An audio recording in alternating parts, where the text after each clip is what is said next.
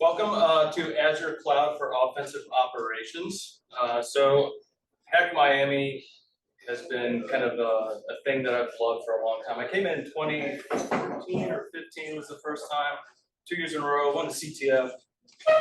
Heck yeah, good times, and there's always just been a great level of talks here that I've always respected. So, and the people here are just amazing. I'm sure you've experienced that already. So, just want to thank Rod for having us and for allowing me to be here. This is great. So let's continue. About me. So my name is Steve Borosh. I work at Black Hills Information Security. I also teach on the anti-siphon platform, a little separate of Black Hills, yet not kind of, over there. So you can follow me on Twitter, follow me on GitHub and Medium. I literally fork the internet when I look at anything that comes by my Twitter feed that's interesting. I fork it. So you're like, hey, I remember this old code I saw float by Twitter sometime. It's literally on my GitHub, I swear. And I have a poll thing that automatically polls on GitHub. Check that out. Also have my enterprise attack feature SecIO class up there. And if you're following along online, or if you're looking for the slides, they're online. They're on slides.com. So what are we talking about today? Mainly like Azure Cloud Shell, so all things Azure here. And I'm not talking like what do they do or how do we hack them. Basically, how do we use this stuff for offensive operations? I'm going to talk about a few things. Capabilities of Azure Cloud Shell. I like to SSH up there and obfuscate my IP by, hey, I'm from Azure Cloud Space. Why not? Because hey, then the SOC is like, I don't know, it's coming from Azure Cloud, whatever, web crawling stuff, just confusing them. And we'll talk about that. Dynamic device code phishing. How many have heard of device code phishing or dynamic device code phishing? Or between them. All right, good. Some fresh ears in the audience. So we'll talk about that. We'll talk about how to get those phishes into an organization with a thing called Microsoft Direct Send. You're probably going to freak out about that. Azure Offensive Command and Control, so how to use Azure for C2 and things like that, how to obfuscate and block the SOC from actually getting to your C2 using redirectors and some protections and things. Payload hosting, so we have to host our payloads somewhere, right? And I'm going to show you how many people have heard of interplanetary file system. Sounds like a Beastie Boys album or something, right? Yeah, so it's basically a way to host files on the internet, distributed, all that stuff. We can use that to our advantage. And then last but not least, Yammer phishing. Who uses Yammer and why would we use that? I'll go into that. I've actually used it on engagement a few times. It's pretty interesting. Disclaimer, Microsoft hates me and they give me the ban hammer on frequent assessments. And I've learned over those assessments ways to not break those terms of service and host my things elsewhere, and basically now I'm not getting banned, so that's a good thing. But I submit everything to MSRC that I can, and some of the things, well, all the things that I've ever submitted, they've been like, nah, that's not our problem, don't worry about that. And then I blog about it, and then they call my boss, and things go, sideways. So beware of the ban hammer when doing these methods. So operator setup, we got Keanu Reeves there sleeping on his keyboard. I feel like that's my office. So my wife can attest. I sleep there on occasion, and it's messy.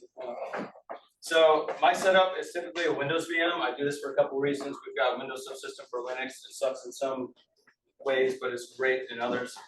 I have an Azure tenant, so when I start an engagement, I either get a business account, right, a Microsoft business account for 65, so that it stands me up an Exchange Online instance. WireGuard, I like to use WireGuard when I teach my class for your initial tunnel out, and we tunnel through that additionally.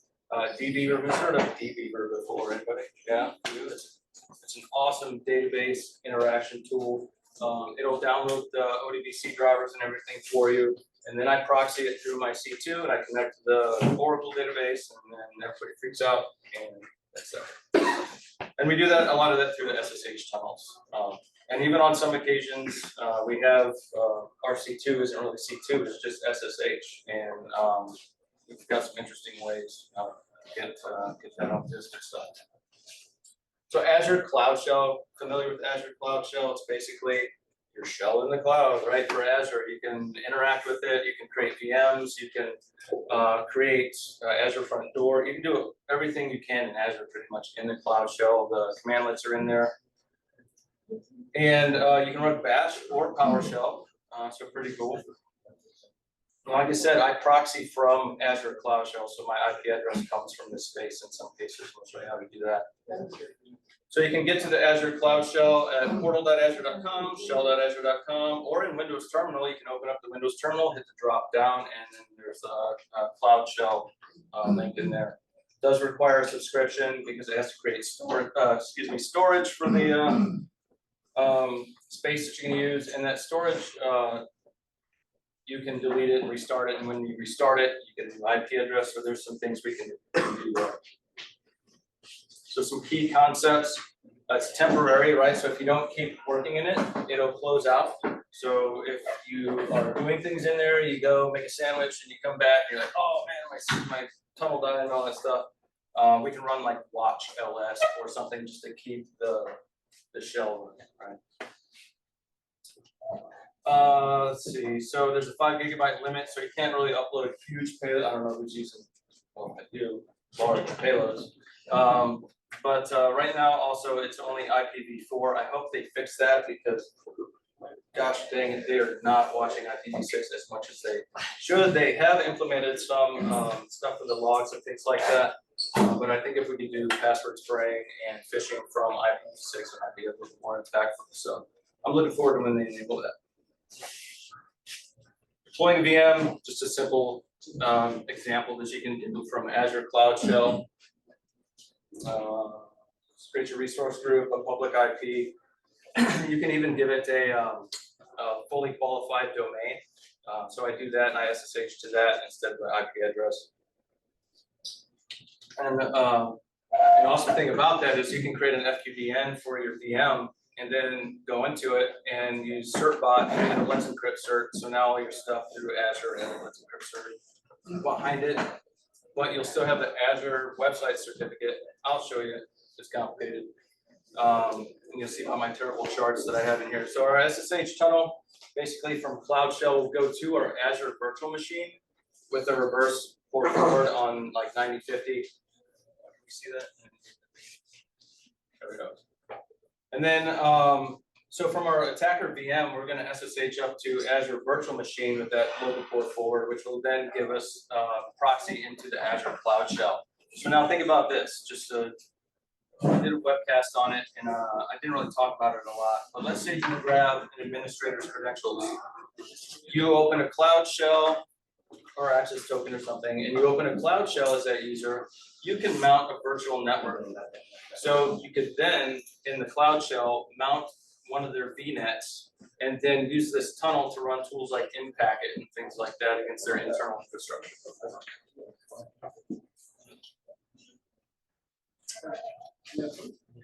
Azure databases. So star.database.windows.net. These are fun. And the great thing about them for the attacker is this was on by default for previously by Microsoft, and they've since changed it, but I still find that it's enabled quite a bit. Instead of restricting your database by IP address or a firewall rule, you can just say, oh, hey, anything in Azure can access my database. Well, that doesn't open it up for just your tenant. That opens it up for every tenant out there under Microsoft. Even virtual machines can connect to your SQL server because it's in Azure space. So don't check that checkbox.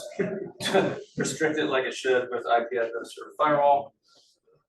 So here's an instance of that, of me doing that from my Cloud Shell to the database that I own. Password was probably summer 2022. Now, did you own it or PW own it? Well, I PW own it, yeah, for sure. So there's your result. You can do that and get the database version back. and then enter dbeaver, database beaver. So you see there, I'm proxied through, and there's my feature set database at the top. And then, so this is great for like reports and getting that impact when you're reporting to your clients. And say, look, I was actually inside it, and just instead of just a query or something in text that's, oh yeah, look at that. You can pull it out and you can see all the information that's in the database beaver. Demo guy. So my very first talk at Hack Miami, I was in the middle of the talk with Chris Trunzer, and the power went out in the hotel, and I was like, okay, what do we do now? So we kind of ad-libbed everything, and it was a great time. My first experience speaking, and so I don't do demos live anymore, unfortunately. So here we are, and I'll talk through this. On the upper left corner here, we have my Azure Cloud Shell. So you can see I'm going to do a reverse tunnel to my virtual machine. I'm using a cheesy, probably backdoor VPN just to show you through this. I don't know if you should rise up VPN. All right, and then bottom left is my VM, my class folder. And then on the bottom right is database beaver.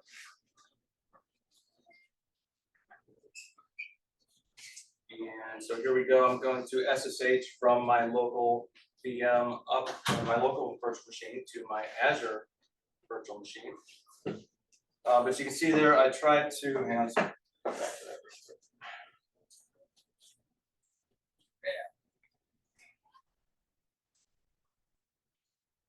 All right, I tried to connect with database beaver, but the error there, it's impossible to see. Basically, my IP address is not allowed to access this server. So that checkbox is not checked. Is checked, we'll see, but I'm not hitting it directly. I'm trying to hit it from the internet. It's saying, no, you're not part of Azure. So we're going to use Proxifier, another great tool I like to use. Proxies your traffic through Windows, so you can proxy through your tunnel, even DNS lookups and things like that. So I tell it to proxy database beaver through the Cloud Shell into that environment. So you can see we have no connections, I'm going to hit my tunnel here.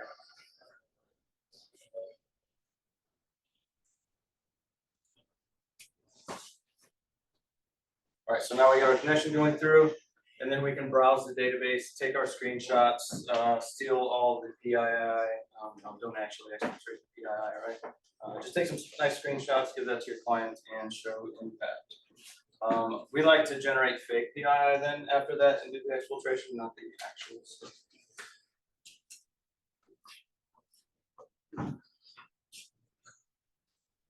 All right, dynamic device code phishing, my favorite thing now. Access tokens for the win. So device codes, this is what like Netflix looks like. So that's what you should think about when you think of device codes. You go to log into Netflix on TV, instead of typing your password, your 24-character password, we're all using 24-character passwords, into the remote. You can just go enter a code on your computer that you're already signed into, and then your TV will sign in Netflix.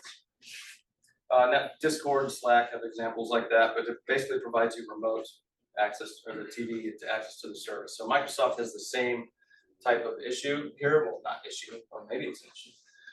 But it's a code, right? Simple code you can enter. I can generate the code. I can send it to you via email or text or whatever. Then you go to Microsoft.com, device login, enter the code, and then I have your access.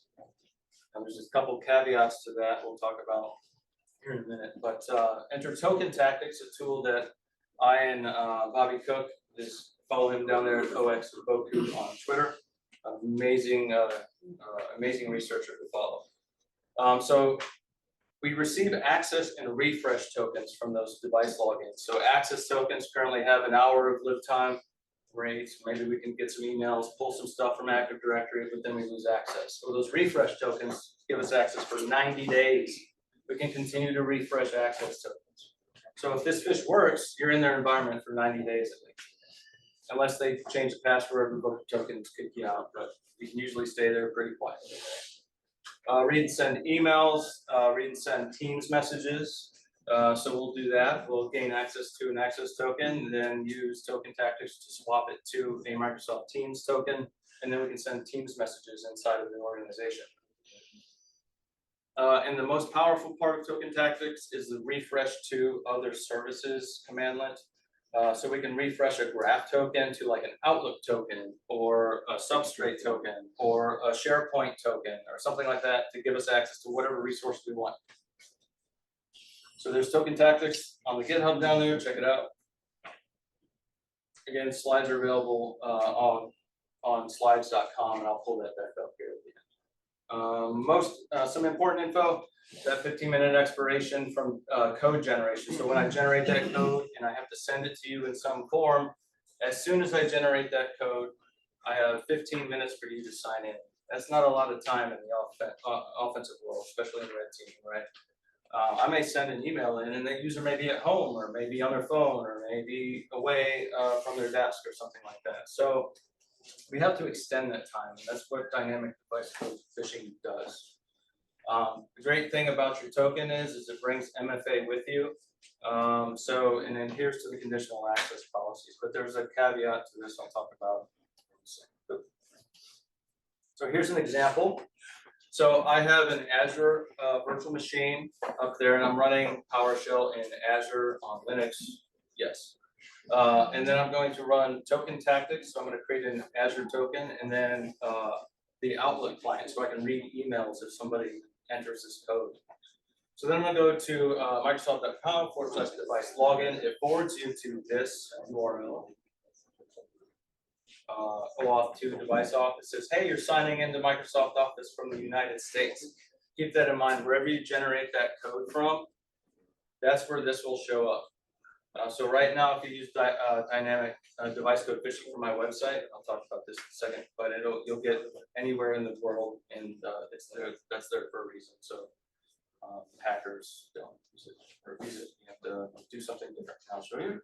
So Kate Libby, go hackers, is logging in here, and then we get a success. Now note the IP address and the location of that success. I logged in from a 174 address. I don't know if I had it up here. So the token was generated on the 20 address. Oh, I'm still zooming.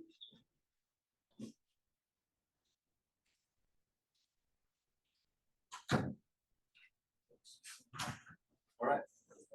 So that wherever the token is generated, that's what goes in the log, right? And then if we host these on a VPS or an Azure website, it might get your IP address from there. So we have to think about that from a protection standpoint. But the dynamic codes are hosted on Azure websites. So now I send you a phish that says, hey, go to this website.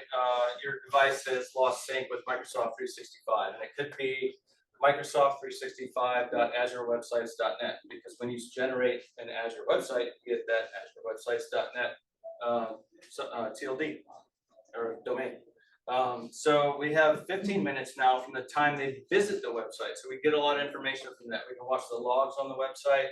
We can see if they're visiting from iPhones or Androids or their desktop, and all that stuff from the Azure website. So they got 15 minutes then to sign in. So we've got a better chance that we can say, oh, they visited it.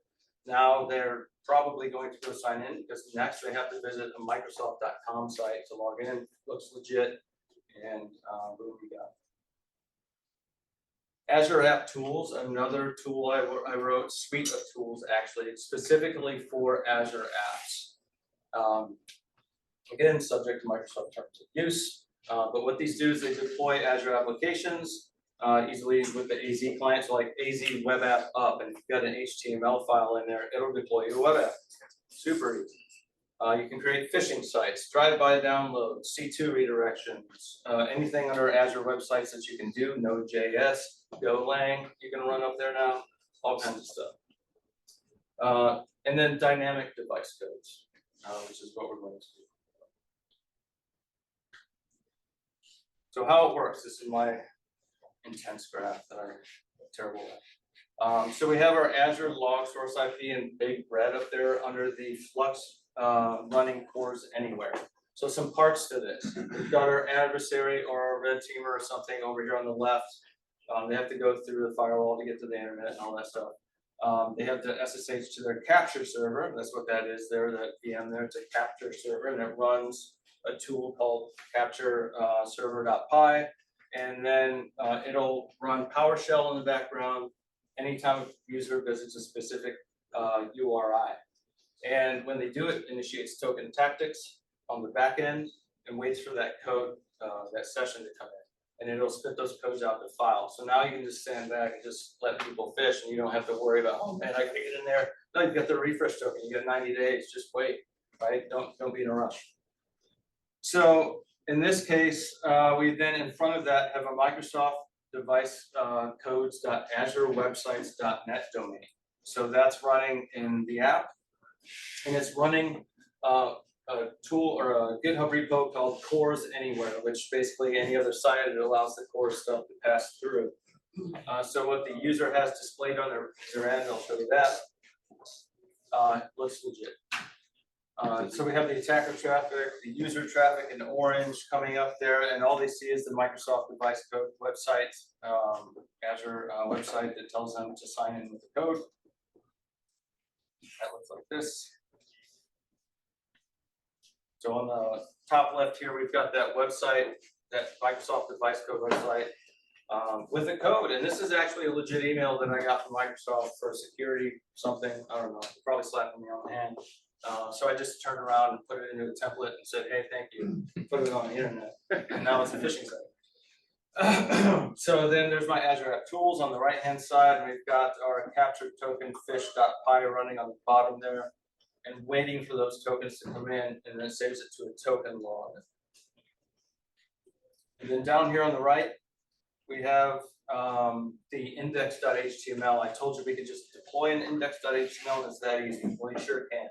And here's the GET request that goes to the Cores Anywhere app.runonflux.io. Who knows what Flux is? All right, it is a blockchain. Oh man, we're talking about blockchain now. No, it is. It's just like Ethereum, and it runs dApps or distributed applications around the globe. So we can run this Cores Anywhere app there, and then you have nodes all over the world that pick up the login, right? So that's where the IP address will come from. If you're a nefarious actor, maybe that's good. If you're a red teamer, that's bad, because I could be logging the user in from Syria or somewhere in the Middle East or down south in South America. Hey, we don't have any users in South America. Okay, well, that might be a red flag. So instead of that, we can use something like Heroku apps to get a US IP address and put that in front right there. You just create a Heroku app, you clone the Cores Anywhere repo on GitHub and deploy it through Heroku apps.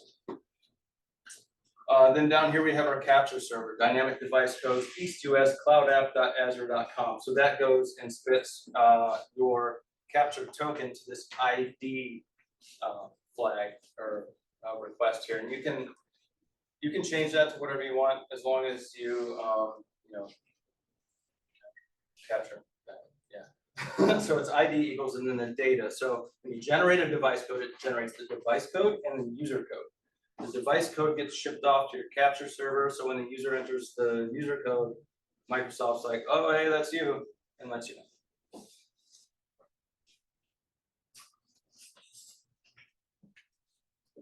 All right, so how it works, version 2. So I was like, oh man, I keep logging in from Heroku apps, and that is actually AWS, because Heroku uses AWS. So if the defenders are watching their logs and like, hey, we get a successful hit from a cloud resource, login, that's probably a bad thing, right? So I've had clients that initially lock that down, immediately turn off the user and all that stuff, and reset the password. So think about that. The failures aren't what get us, it's the successes from unknown resources, right? So you have to think about that. Where our targets are at. Maybe I stand up a VPS near them or some kind of proxy or something and do it from their location. So in this scenario, we're not going to do it from this Microsoft Device Codes website. We're going to do it from, because that would give us like the Heroku apps, because we had to have that Heroku app in front of it earlier.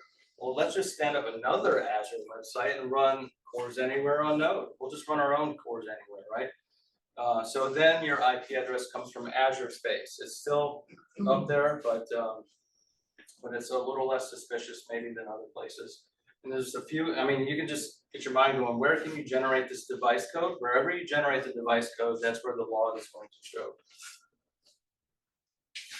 So if you can generate that code in the user's browser using something maybe with WebAssembly, I don't know, been researching some of that, or JavaScript maybe, or make the code generate on the user's end, it will get their conditional access to multi-factor and everything. We already get their multi-factor and all that, but conditional access might apply this if we go to use the token and it's like from, or you try to use like a different token, switch to one and the conditional access can block you. So there's a blog about it I did recently that got some good attention. So just dynamic device code phishing blog at Black Hills InfoSec. So then how do we get that into the environment? We're going to fish with direct send. So direct send is your printer's way of sending into your enterprise.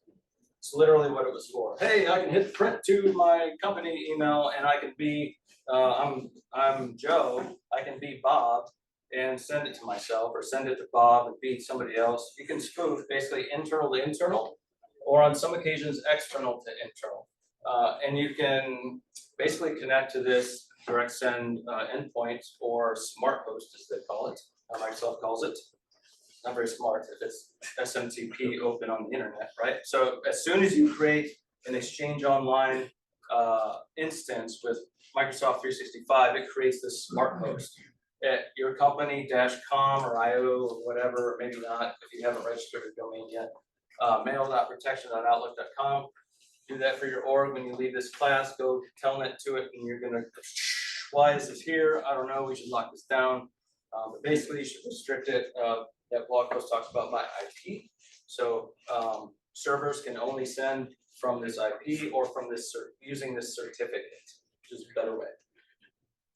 But right now we can just go to the smart host and send from there. Even cases like where they have, I'm not going to name email filters, but I've pretty much come up against most of them, and this goes past them because you're connecting to Microsoft's direct send feature, not coming in through their gateway. So keep that in mind. We have to lock this down separately from an email gateway on the outside. And there are some things like DMARC that can come into play, but we don't see that very often. So guess what? Yeah, unban your IP address at senderoffice.com. So if you use Azure Cloud Shell, do this. It's as easy as going to your Azure Cloud Shell, send a mail message, point it to your smart host, totally legit, from my boss to finance, hey, I quit. Uh-oh, right? And it shows up with their avatar, their logo, even if you send external to internal. For instance, like I'll use like, you can do like no reply at uber.com, you get the Uber logo in the email that shows up. What I like to do is research what services they use, like ServiceNow or something like that. Be like, oh, so I'm coming from ServiceNow because they haven't allowed for that, right? Additional, and I've had that where, you know, when we put the external banner on the top, how did you get past that? I just sent an email through your smart host. So there you go. If they ban your IP, just unban it or just restart your Cloud Shell and give you a new IP.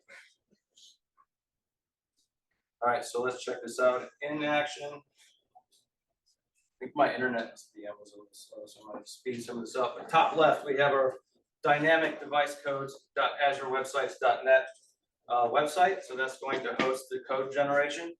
And we used Azure App Tools with the AZ Web App Up command to deploy our HTML file into the Azure space.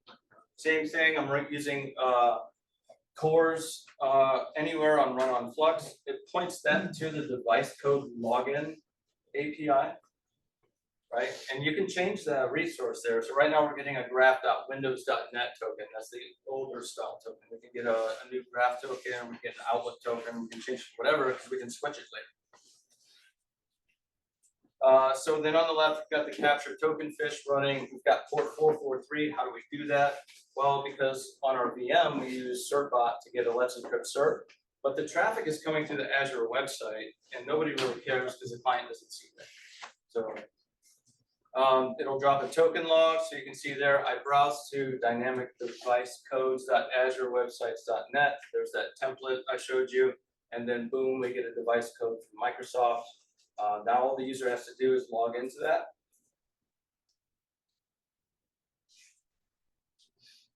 And then once they log in, on the left-hand side, we'll see the captured token fish, pick that up. So there we go, we enter our code.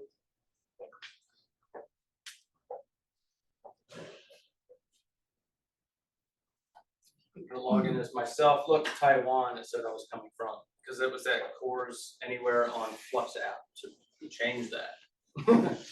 So then on the left-hand side, there's where we get the user code stuff that the user comes in, we get the access token, the refresh token. We also can see the IP address that the user the GET request from, because it comes from our browser, right? That GET request on the back end. So there we go, we have a token log. We can now impersonate that user. Hopefully they're an admin of some kind of like the target cloud admins, because they log into Azure all the time and might work. So works well when they do. So going off of that, you have a code, then now what? So we can see on the left-hand side there, we have the token audience. So that's graph.microsoft.com. We can change that to like Outlook or SharePoint or something like that. And you can check that access token at jwt.io. That is client-side JavaScript in your browser. I think you can take that offline and do it on your own. If you don't, Token Tactics has a JWT parser in it. So if you just want to do it right from the command line, you can do that. Then we see on the right, this is the token, the access token. So Kate Libby signed in, there's an IP address there. And then the rights that you have, right? Be able to read and write contacts, read and write calendars. So, you can do Teams messages, Outlook, maybe get into the Azure portal, things like that. So let's refresh that initial graph token and change it to an Outlook token. So with Token Tactics, we can switch that audience. Say refresh to Outlook token, choose the domain, that's your target domain. Give it that refresh token. So now when you do your initial token request, it comes into the form of a response variable. So you do response.refresh token or response.access token to get the proper token that you're looking for. And if you refresh to Outlook token, then you will have a variable named Outlook token. So $ Outlook token. So every refresh to makes a variable of that same name. So then we take those tokens, we go into Burp Suite or whatever you like to use to send requests to the browser. Down there at the very bottom, we see code equals 0 dot something. That is your refresh token. And then the ID token equals EYJ something. That is your access token. Feed that into Burp, send it to outlook.office.com, and boom, you're in their email address or in their email for Azure. No MFA or anything, because they've already signed in with it and gave it to you in the token. And so before I was using, has anybody heard of Microsoft Substrate? Maybe a couple people in here.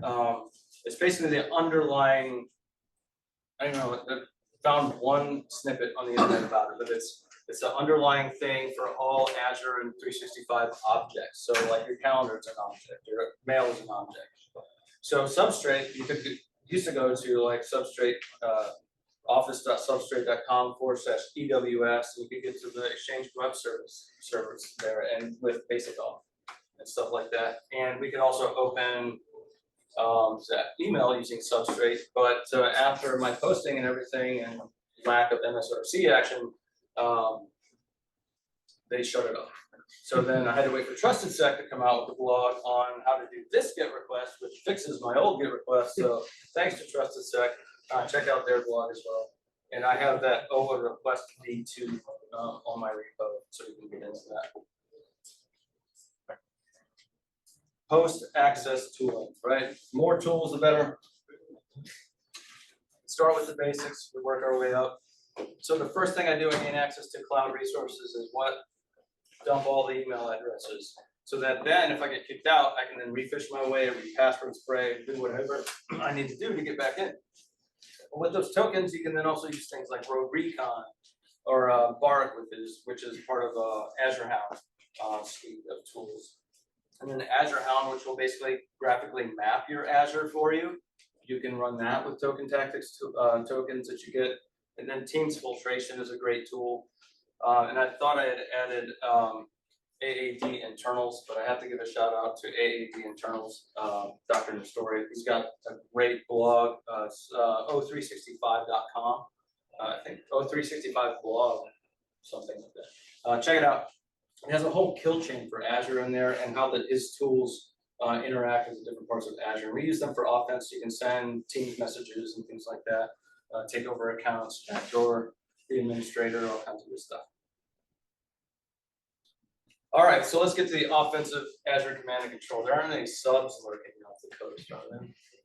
I hope not. But if there were, what would we see of that offensive command and control? Maybe the periscope sticking up or something, right? Maybe that's all you can see above the water. So that's what we're trying to reduce our attack surface to.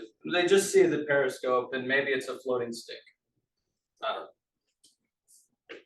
So we do our C2 redirection. I've got a blog there, Azure CDN, hardening your Azure domain front I put out a few years ago. And then my Azure apps, we use IIS to perform redirection through Azure applications. And then FlangVic has, from TrustedSec, also has a great C2 thing there called Azure Service Bus. So you can use the Azure Service Bus as C2 as well to facilitate your C2. So redirector protection. Okay, we see the C2 going out to so-and-so azurewebsites.com. We got you. Let's go check it out. Let's scan it, see what's up there. Oh, it's just a website, or we can't see it, or we can't pull their C2 profile. They're running Cobalt Strike. Well, we can protect that with what I call a magic header, or just basically a header in the request. And you can set it to whatever value you want. It has to be a legitimate header. You can't just be anything. Well, no, you can make it just anything. But then as long as the key matches in your CDN firewall or your web config in the Azure websites, it won't let that traffic through. So they have to have the full package. And if you are using SSL, TLS, whatever, WireGuard or something like that, there's all kinds of cool C2s out there now, but it's encapsulated unless they're breaking that stuff at the firewall or at the border, you're going to be good. So it's an additional layer of protection for the offensive person. And what that looks like here is in our IIS redirector web config, we screen for the user agent. And we just say, hey, allow all, or you can filter that to only specific user agents for your C2. And then we say, hey, that header, ASP.NET version has to be pattern 1.5 to let it through. Otherwise, rewrite or serve something else. So put a rewrite in here or serve just an HTML page, Rickroll, whatever. So that rewrites. Which would be a dead giveaway. Yes, a dead giveaway, absolutely. But it's fun to troll this up. And then feature sec TS, because by the time they get there, we know they're looking. So then we forward that next query string onto our C2 because that's how our requests are coming in. So in this case, I'm using MYTHIC.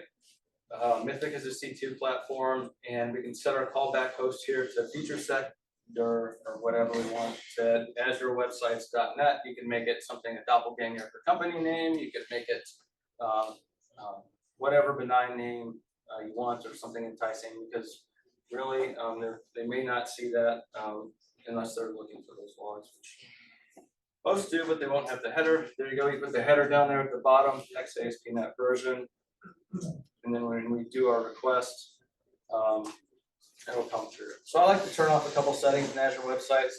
With MYTHIC, you have to dial the version of HTTP down to 1.1 and the TLS to 1.0 to let MYTHIC through. Now, MYTHIC just had a version upgrade last week or something, so that may have changed. I turned HTTPS only off, so I let those port 80 scanners come, but I'm not listing them. I don't want to redirect them to my C2. That's just extra load on my stuff. So let's just turn that off. Same with AAR Infinity, where we don't need any performance enhancements. So this is what that looks like. Here's a Rickroll in action, right? So the end user there browses to the Azure website, or they don't browse, but the C2 goes to that. It's got the magic header. It goes to the Azure virtual machine or wherever your C2 is being hosted. And then the attacker's smiling and the SOC is getting a Rickroll and everybody's having fun. Except the user. Except the SOC. I don't know, when I talked to the SOC, they have fun. I actually had one that took my picture, they doxed me and put it on their walls in APT group, so. But you see, instead of rickrolling them, actually you should rickroll them, but you should put up a blog post of what you're doing, but like very, very verbose. Right, give them the wrong direction. No, give them the right direction, but make them like 30 pages long, They gotta right? read it. And then as they're reading it, you just slowly cut the volume of the rickroll. That's right. Background. Well, that would also slow them down too. Exactly. Yeah. All right, so here's that in action. So in MYTHIC, there's a couple different payload types you can use for C2 agents. We can use Apollo, which has been around for a while, or Athena, which is a new cross-platform .NET 6.0 or whatever, and it will actually bring the interpreter with it. I threw it against Elastic a few weeks ago. No obfuscation, right? So it's in my class. Payload configuration, there we go. There's the XASP.NET version in the header, all that good stuff. So our C2 payload should then call back, make it through the C2 and come back in. So if I browse to that site,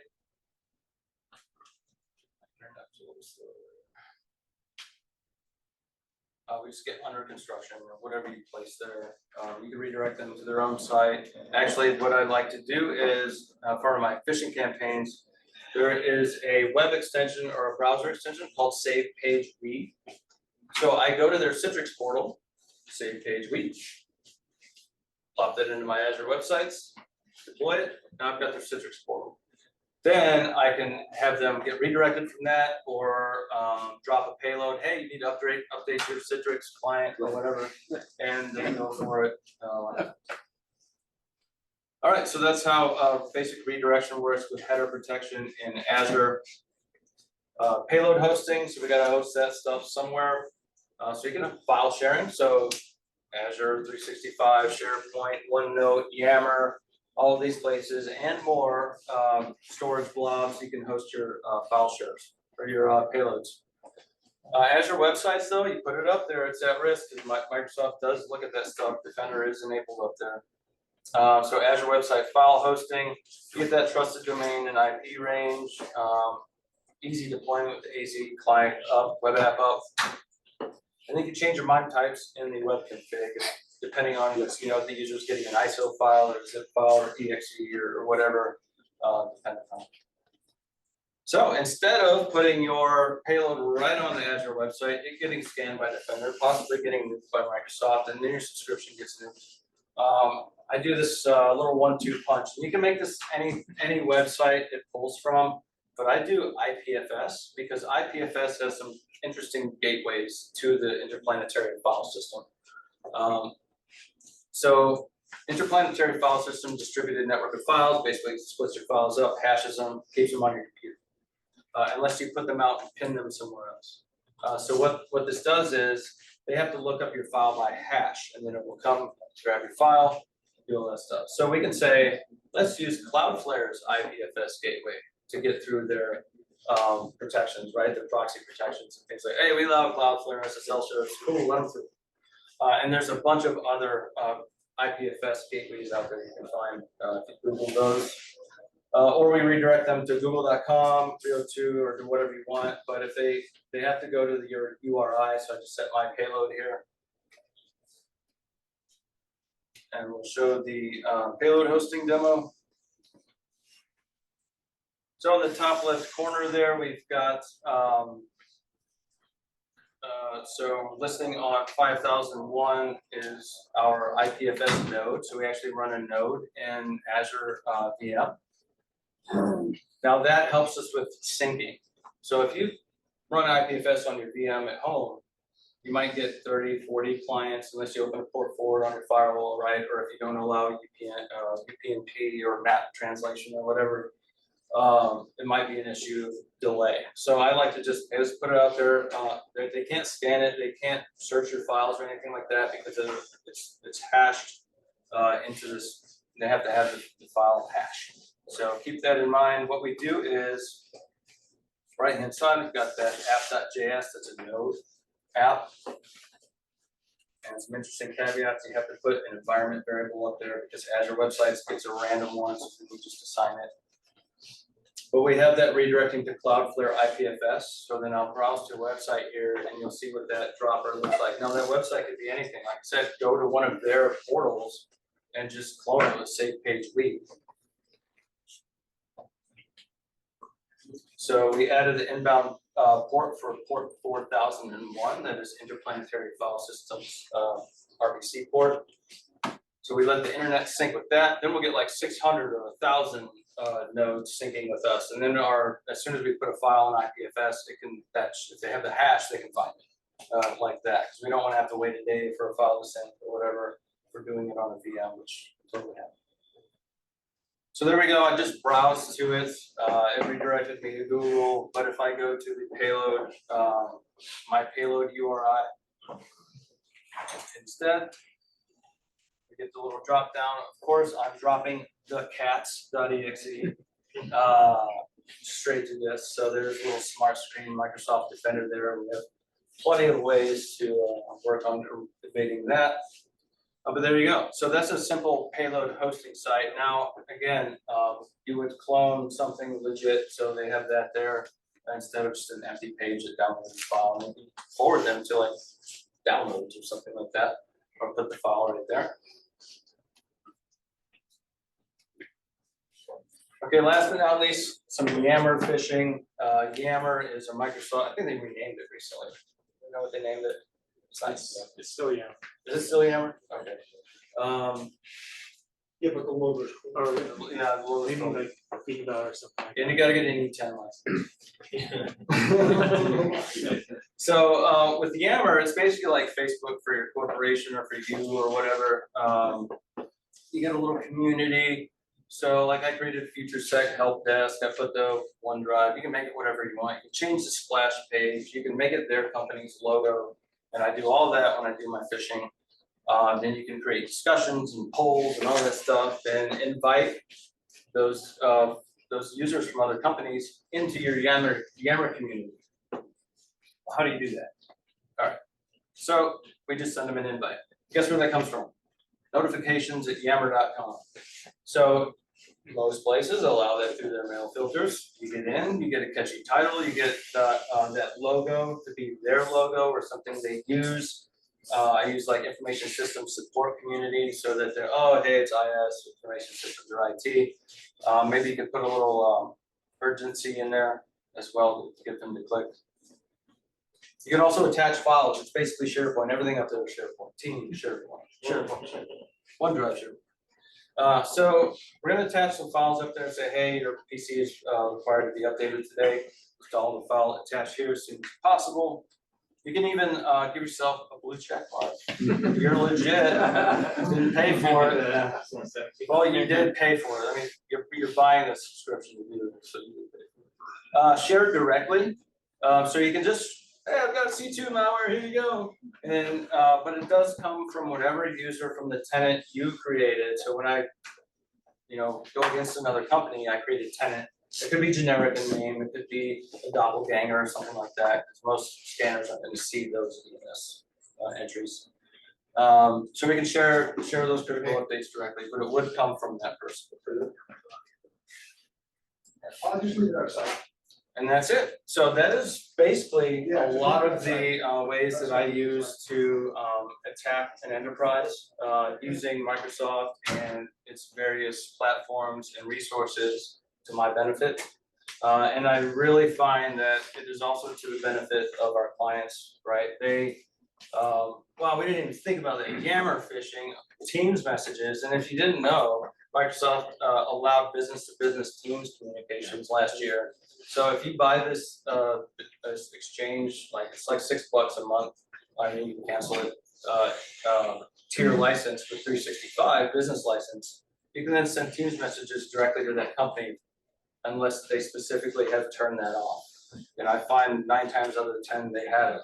And you can still enumerate users that way with a tool like BillMap Enumer or something. So there's a lot of different attack vectors up there. I just go check them out, check out my blogs, check out Black Hills Information Security blog posts and stuff like that. We cover a lot of this up there. and even some webinars at myfuturesec.io. I've got a few webinars covering this stuff to help you out. So you want to show it to your team, say, hey, this, especially that Smart 10 stuff, and be on the lookout for just fishes from various Microsoft platforms, because you can use OneDrive to send them, and all kinds of stuff. So thank you, appreciate you visiting. If you have questions, I'll be.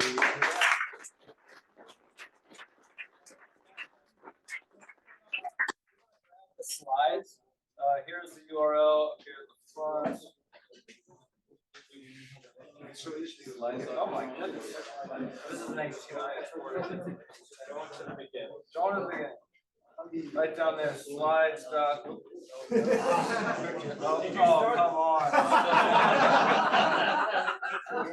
Reload. Well, you can just put the number at the in the bar there. The thing, oh yeah, number 1. You can put the slide number. At the top with the URL. There you go, I'm not touching. Right here. Oh, yeah. It's like a command, the number, and I think you can go to the slide number. Oh, control, sorry, that was back. Control.